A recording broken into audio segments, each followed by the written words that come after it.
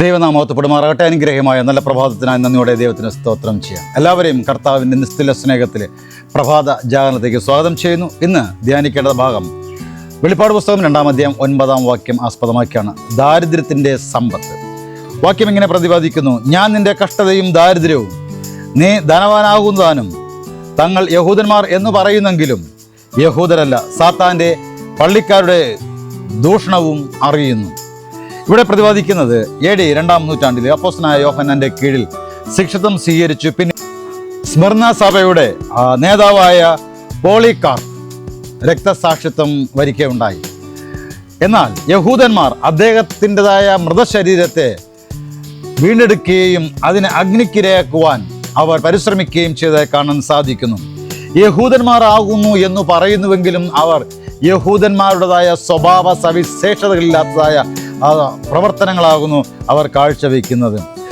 ആദ്യത്തെ രക്തസാക്ഷിയായിരിക്കുന്ന അല്ലെങ്കിൽ ക്രിസ്ത്യാനി ആയതുകൊണ്ട് രക്തസാക്ഷിയായി തീർന്നതായ സ്തെഫാനോസിൻ്റെതായ രക്തസാക്ഷി മുഖാന്തരമായത് യഹൂദന്മാരായിരിക്കുന്നതായ ഈ വ്യക്തികളുടേതായ ഇടപെടൽ മാത്രമാകുന്നെന്ന് അപ്പോസ്തല പ്രവൃത്തി 6-ാം അധ്യായം 11-13 വാക്യങ്ങൾ നമുക്ക് മനസ്സിലാക്കാൻ സാധിക്കുന്നു.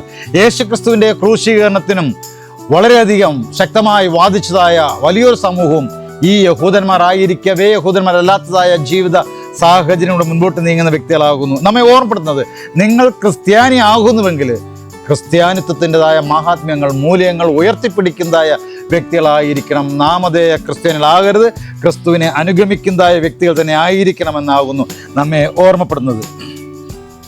ആയതുപോലെ എല്ലാ ന്യായവിധിയും ദൈവം തമ്പുരാൻ കർത്താവിനെ ഏൽപ്പിച്ചിരിക്കുന്നുവെന്ന് യോഹന്നാന്റെ സുവിശേഷം 5-ാം അധ്യായം 22-ാമത്തെ വാക്യം പ്രതിപാദിക്കുന്നു. നീതിമാനായ ന്യായാധിപൻ എന്നാണ് സങ്കീർത്തനങ്ങൾ 7-11 വായിക്കാൻ കഴിയുന്നത്.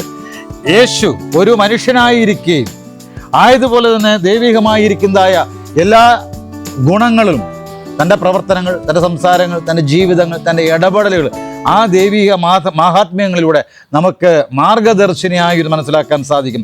വെളിപ്പാട് 12:10 നോക്കുമ്പോൾ നമ്മുടെ സഹോദരന്മാരെ രാപ്പകൽ ദൈവസേനയിൽ കുറ്റം ചുമത്തുന്ന അപവാദി എന്നാണ് സാത്താനെ കുറിച്ച് പ്രതിപാദിച്ചിരിക്കുന്നത്.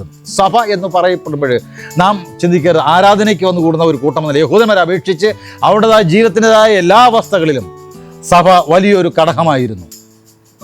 അവർ അറിവുകൾ നേടുന്നത്, ന്യായവിധി ഉണ്ടാകുന്നത്, അവരുടേതായ ബാല്യകാല ബാല്യങ്ങളെ ആത്മീയമായ രീതിയിൽ പരിപോഷിപ്പിക്കുന്നത്, പഠിപ്പിക്കുന്നത്, സാമൂഹികമായിരിക്കുന്ന കാര്യാദികളിൽ അവർക്ക് നേരായ മാർഗങ്ങൾ നൽകുന്നത്, സാരോപദേശങ്ങൾ ലഭിക്കുന്നത്, അങ്ങനെ എല്ലാ കാര്യങ്ങളിലും അവർക്ക് ദേവാലയം അല്ലെങ്കിൽ സഭ വളരെ അനുഗ്രഹമായിരുന്നു മനസ്സിലാക്കാൻ സാധിക്കുന്നുണ്ട്. അവരുടേതായ ജീവിതത്തിൻ്റെ ഓരോ സാഹചര്യങ്ങളിലും സഭ വിലമതിക്കാനാകാത്തതായ സ്ഥാനമാകുന്നു വഹിച്ചത് മനസ്സിലാക്കാൻ സാധിക്കുന്നുണ്ട്.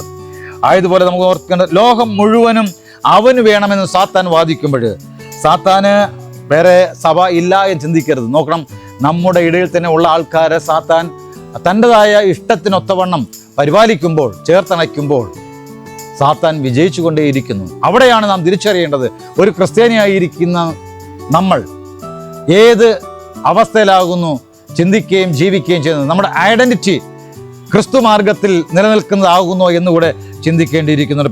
പ്രിയ സഹോദരൻ, നമ്മോട് പറയപ്പെടുന്നത്, ദൈവത്തിൻ്റെ ദാസനിലായിരിക്കുമ്പോഴും നമ്മൾ ലൗകികമായി ചിന്തിച്ച് ദരിദ്രരാകുന്നുവെങ്കിൽ ആത്മീയമായി ചിന്തിച്ച് നാം സമ്പന്നരാകണം.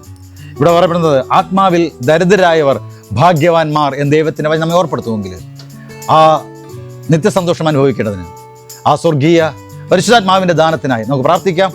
ദൈവം നിങ്ങളെ അനുഗ്രഹിക്കുമാറാകട്ടെ.